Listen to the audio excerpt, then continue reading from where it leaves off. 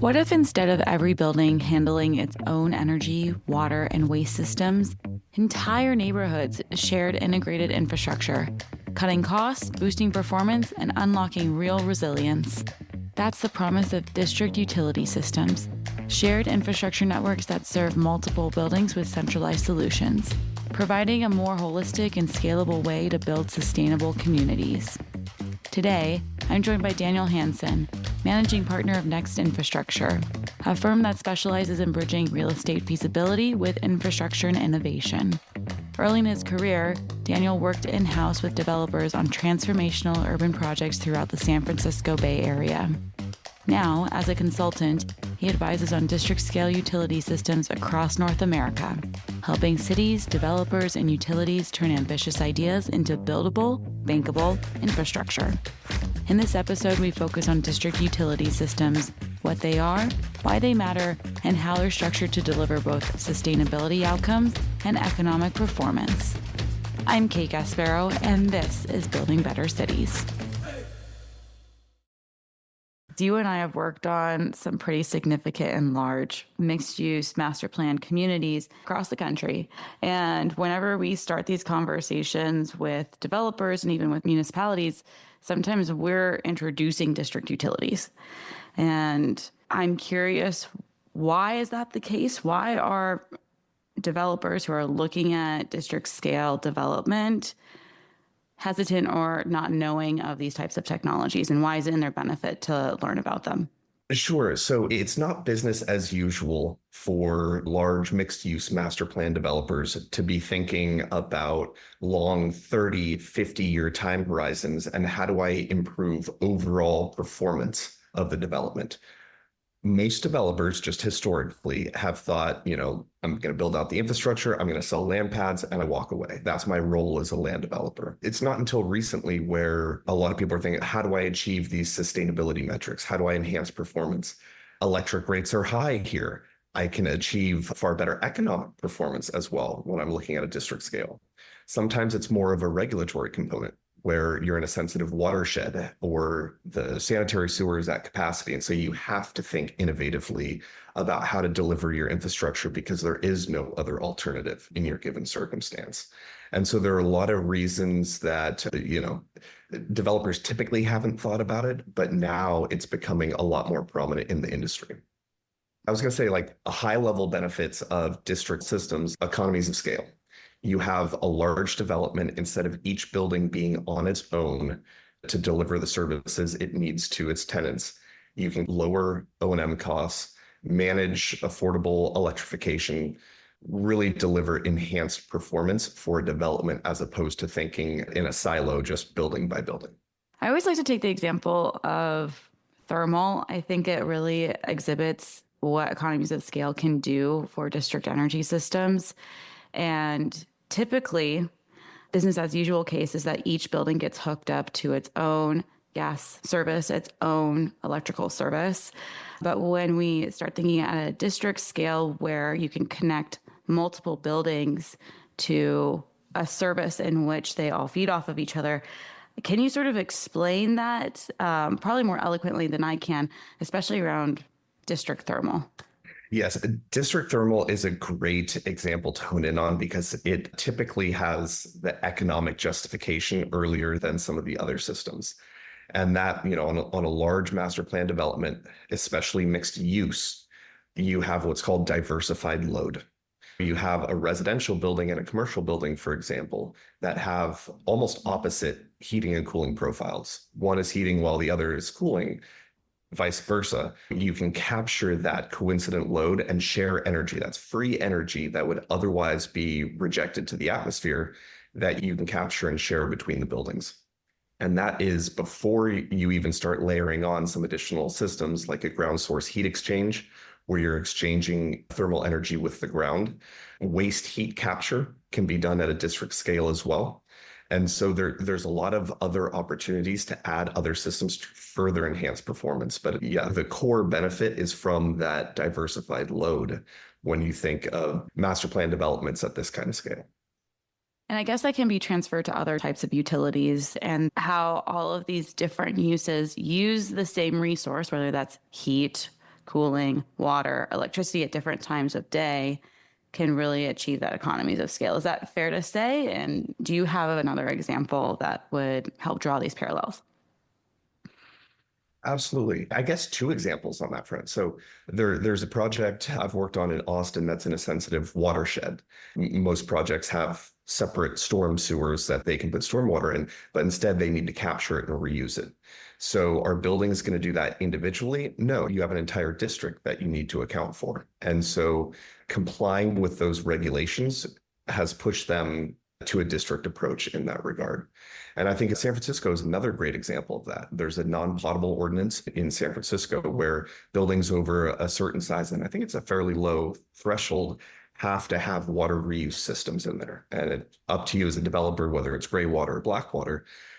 But what I've seen on a lot of projects is you're building, let's say 15 buildings. Do you do one of those systems in each individual building? Or as a master developer, do you build one system? There's so much more efficiency you can gain by just building one or two, centralizing these facilities, and then providing it as a service to the future vertical developers.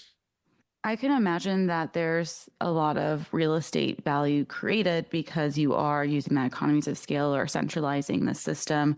Can you talk about your conversations with developers and how they think about space and where they locate the central utility plant related to different types of district systems? Yes, another big benefit of these systems is they save space. They give leasable area back to the developer. And so, on the thermal side, for example, by using the centralization of equipment, you're going to save leasable space in future buildings. You can locate this in a garage. You can locate it in a building basement. The exact same is true on the water side. And so you take the low value real estate, locate the larger, more industrial size equipment there, and then you can save space in other buildings. I know that we're going to spend a lot of time today and talk about district energy systems because they are somewhat the hallmark of a district system, especially in today's economy when energy prices are fluctuating and volatile in a lot of different markets. Can you talk a little bit about what makes them compelling? I know we dove straight into ground source heat exchange, all the technicalities here, but why, and maybe you can pick a region, for example, why is a district energy system something that is a compelling tool for a developer or even for a municipality? Yeah, so we already touched on the economies of scale, efficiency, lowering O&M costs, long-term development, cheaper compliance with regulations. But then there's another component on reliability and resilience. It gives a competitive edge for developers to be thinking long-term, how is this project going to perform? Really future-proofing their assets for evolving regulations, market demand, climate. As utility rates increase, they far outpace inflation. Just going business as usual and connecting to the electric grid, you need to be thinking about heating and cooling is a huge component of your electric load. How can I do this in a more sustainable and economic manner? I guess there's also these policies that are being put in place around decarbonization and electrification. Why would a district energy system lend itself towards achieving those goals in a more direct path? I think regulation on one hand can be a challenge. On another hand, it can be a benefit. So regulatory complexity makes these systems just a little bit more difficult, just adds an additional layer, an additional headache. So zoning, permitting, how do you do utility interconnections? This would potentially be a private pipe in the public right of way. So there's hurdles to clear in that. Some of the regulations I've seen can help spur more development of these systems. I think Toronto is a good example, where they have Toronto Green Standards, and it's a performance-based standard. For a large project, you have to at least do an analysis of a district system, particularly on energy. They force developers not to do it, but to at least look at it. I think that's been really helpful for, I hate to say, developers, it's typically not in their wheelhouse. They just want to develop the land and move on. It forces them, there are some benefits here. I should pursue or consider one of these systems. I think that's a good example of where it's working, moving to more like a performance-based standard, because a lot of building codes for individual buildings, they're adaptable to a district approach. You brought up this concept a little earlier about land development versus real estate development. And for the audience, can you talk through the two and how they interface in a business as usual case, then maybe in this district approach at the scale at which we're talking? Sure. So these systems are far more common, at least medium density and higher at a district scale. So when I say district scale, I'm talking at least 5, 6 acres, if not in the dozens of acres. I've worked on projects that are hundreds or thousands of acres. The industry has gone very much towards a mixed use development. They want to create a sense of place. They want to create a vibrant community, not just one of those old fashioned office parks that you drive to and park and go to work. Those developments in particular show a lot of benefit. But I would note that that's not a prerequisite. There's actually a company here in Austin that has half a dozen projects where they've done a district thermal system on single family detached residential. You think pipes in the ground, what is the cost of those versus a smaller load that you're serving? It typically pushes these systems in economic viability terms to at least medium density or higher. But there are companies pushing into the space of low density. I'm curious, those that are putting pipes in the ground versus those connecting into the pipes. It seems there needs to be some synergy between the two for a district system to work. And so from my experience, a traditional land developer is putting the pipes in the ground and then telling the real estate developer who's building the building, hey, this is the service I'm providing. In a district environment, does there need to be more collaboration between the two different types of development, that being the horizontal infrastructure development and the vertical real estate development? Absolutely. And coordination with the utility in many cases. There's a lot of different ownership and operations models. That's a core component of what I advise developers and owners on. How do you structure this? And there's no one size fits all. It's better to value align with what the developer is trying to achieve. There are some developers who have infrastructure groups that may want to own the pipes in the ground. As you said, the district thermal system, they might want to own and operate that long term. A lot of developers, no fault of their own, that's not their wheelhouse. They don't operate energy systems, they don't operate utilities, and that's okay too. You can bring on a plethora of energy operators that build, operate, sometimes even own and finance these systems. There's a spectrum of different ownership and operations types of structures that you can use to, as a developer, even if you don't want to own it, there's other avenues to pursue. As you've been working with developers on these topics, can you speak about how their mindset has shifted over time, or how you help them shift their own mindset towards district energy? I really like to think of infrastructure not as an obligation just to be served, but infrastructure is an opportunity. It can lead to significantly enhanced performance, both in sustainability and in the economic sense, to this style of development. I am seeing a lot more developers get on board with it, and sometimes it's from a regulatory compliance standpoint, and sometimes they recognize the long-term benefits. Initial CapEx for district systems are inherently higher than business as usual. You have to put pipes in the ground. You can phase the construction of utility plants, but you need at least critical mass. There's cost recovery options to make these systems cost neutral, both for the developer and the end user. Because the business as usual case is to just plug into existing pipes in the ground. And in a district system, you're building new pipes in some cases. You're building a district central utility plant. That's what you're talking about when you speak about higher inherent capital expenses for development. And I'm curious to sort of quantify that value capture or the revenue source that's going to pay this off over time. What types of energy utility or regulatory markets provide the fastest repayment for these types of systems? For some developers, I think that's actually the biggest benefit. There are, when we're talking about the capital side of this, how do you finance these? How do you recover the costs? There are a lot of infrastructure funds and private equity as well that loves these types of investments. From a developer perspective, a utility is a lower return than what the real estate will provide. So on one hand, you get that, well, why should I care? Why should I have the headache of this? But it's also an opportunity to completely take that infrastructure off of your books. There's also energy operators that have access to substantial capital that can bring that in. Some developers want to have skin in the game. Some want to offload that responsibility and cost to someone else.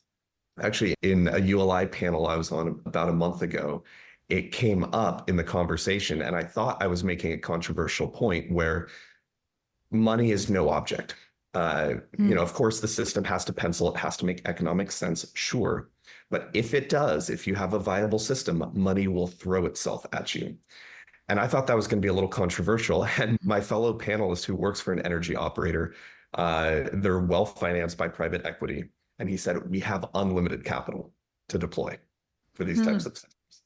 So I was really impressed hearing the echo of, yes, there is money behind this. And I think that is a huge benefit for many developers, is to be able to offload the costs of these to a third party.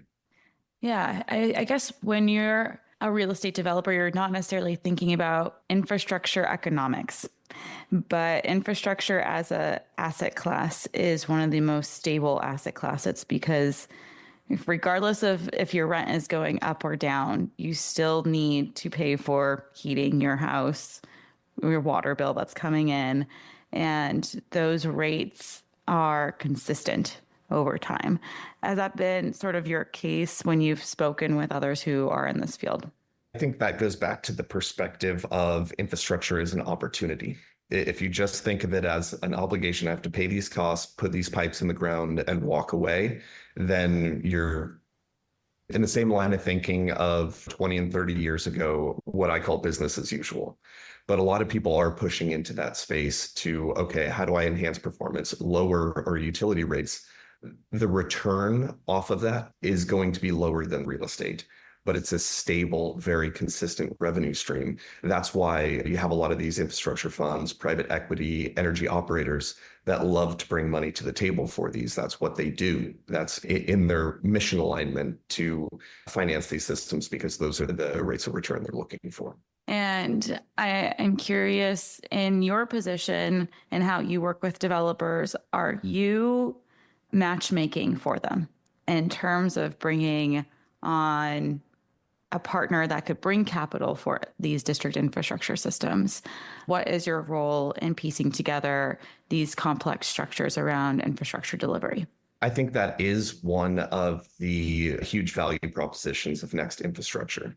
Being able to work with owners and developers, understanding that perspective. Our history is on the developer side. Doing some exercises to understand, what are your goals? What are you trying to achieve from these systems? Is in-house ownership beneficial for you?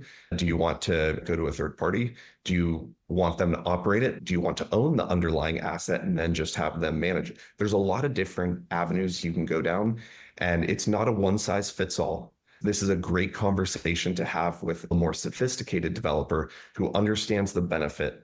And then it just comes into, how do I implement? What's the best structure that fits my goals and objectives? At Next, we love walking clients through this and making introductions. I am agnostic as to which direction you go or who you partner with, but we can bring on both from the operator side and from the finance side. There's a lot of people in this space. So it's really exciting how different firms specialize in different approaches. And so introductions might vary based off of those goals. And since you have such a breadth of partnerships that you can tap into in this space, can you talk through the challenges and what it means to successfully structure or bring together partnerships for district energy systems? Separating the question of the two. The first one being, how do you form a good partnership? That's recognizing the goals and the value that the developer wants to bring to the table. And then matchmaking with possibly running RFPs to bring the appropriate energy service operators as well as finance to the table as well. Then there's several components to work through on cost recovery. How do we make that cost neutral for the developer? if that's one of their goals, and for the end user. How do we provide that scale up front to provide critical mass for the energy system to serve? What are the other financing and cost recovery mechanisms? Oh, and then I think the second part you were talking about is on demand absorption risk. How do you clear the hurdle of, will this development create critical mass early enough to make one of these systems economically viable? I don't think there's a silver bullet for that. Coming from the developer perspective myself, it's difficult because I can't promise that phase two is going to happen. I can't promise when these buildings will come online. Sometimes there's a market shift where I was leading with commercial and now, no, I'm going residential. Things change, and the developer is never going to sign on the dotted line promising a certain phasing schedule. That's inherently difficult. However, there are ways to build modular plants to phase build out, have scalable systems. It's helpful if there's an anchor tenant, whether it's municipal, university, healthcare, that helps de-risk a system. You can have hybrid systems or expansion of existing systems. And then going back to the financing, there's all sorts of different acronyms from CFD, IFD, EIFD, TIF. These are typically in collaboration with the municipality, but there's a plethora of different options to explore in that partnering and implementation phase. There's a lot in there to unpack. So I kind of want to focus on the certainty, because in working on some of these systems, have found that that is really the sticking point when you're putting together a partnership. A financing partner wants a lot of certainty to understand at what point in time they'll break even on their investment and then start seeing returns. That is contingent on how many people are going to be ratepayers to the system. How many people are you bringing to this development over a certain amount of time?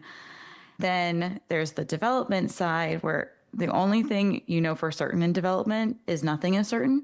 So it has this very vast gap between a financing partner that needs certainty in their ability to invest in a system, and the developer who's trying to maintain as much flexibility as possible in how they're delivering the system. How do you get them to work together? You are absolutely correct. And I've seen a few otherwise completely viable systems fall apart, or at least get pushed into a later phase because of that exact issue. It's a difficult hurdle to clear, because coming from the developer perspective, I can't promise phasing. And coming from the energy operator perspective, it's not their risks to hold. How can you reach a compromise on that? I spoke to a couple of the mitigations for that. A lot of the challenges that face district thermal in particular, I have solutions for all of them. I'm afraid this is one where you can mitigate, but I've yet to find a silver bullet solution for. And just your comment on campuses or having an anchor tenant and the importance of that. When we speak about mixed use master plan communities, we're oftentimes talking about different types of tenants who are going to own different aspects of the real estate. But if you look at a campus like Stanford successfully built out its own thermal district system, or if you look at older cities in the Midwest who have successfully done this at a municipal scale, there is one owner or tenant who's taking on a lot of that risk and providing a lot of that certainty in terms of what's happening. Are there specific types of developments where you're like, oh, this makes a lot of sense, and we know that there is more certainty than a mixed-use master plan development? Right. And I should have highlighted this at the very beginning. These systems are not new. This is not new technology. There are systems well over 100 years still in operation in this country today. Stanford, I like that example you pulled in, is an incredible state-of-the-art system. You see district thermal being implemented on so many different university campuses across the country. It's only starting to get pushed into more master plan developments. So why? Like, if they're economically viable, if they meet all the sustainability goals of a university, why isn't that true of another master plan type of development? It's because it's one owner. They're not concerned about selling land pads. They're not concerned about having an operating entity. They have building maintenance, their maintenance departments perform that function. They're very long-term landowners. Stanford is not selling any land anytime soon, right? That's true. And so that's in my mind, that is a hurdle, potentially a headache, but that's not a deal breaker. If all of these systems have been deemed economically and sustainably viable systems for universities, the only reason not to do it on the private sector is figuring out how to make it work from an ownership and operation standpoint. So it's that easy, but at the same time, it is a complex problem to solve. It takes multiple firms coming together and partnering to deliver a solid project. And so it is complex, but it's certainly doable. Now that we talked a little about where we have been, legacy systems in a lot of cities and campuses, some examples you're seeing in the present day and how they're impacting development. I'm curious, in your crystal ball looking towards the future, where do you think we're going in terms of district infrastructure systems? And you can speak more specifically about district energy systems and some of the trends that might come to light in the next, I would say, 5 to 10 years. I am very optimistic and bullish on the industry as a whole. I have high hopes. I have seen the value for many years now, where you have sustainability performance, enhanced resilience, reliability, and economic performance. And you have other partners willing to finance all of this for you. It's like a win-win-win. And so I think over the coming decade or so, district utilities will become a standard practice in large-scale developments. The financing models, de-risking, adoption, and absorption for the developers are important to enable that. It's really the way to do urban scale development without the green premium, without committing additional money. I'd really like to see district utilities become the default model for large scale real estate projects. Thanks for tuning in to Building Better Cities. If you enjoyed today's conversation, be sure to hit subscribe so you never miss another episode. And if you could help spread the word by sharing with someone, it would mean so much to us. To learn more about our work, check out buildingbettercities.com. We're excited to keep the conversation going. So until next time, let's keep building better cities together.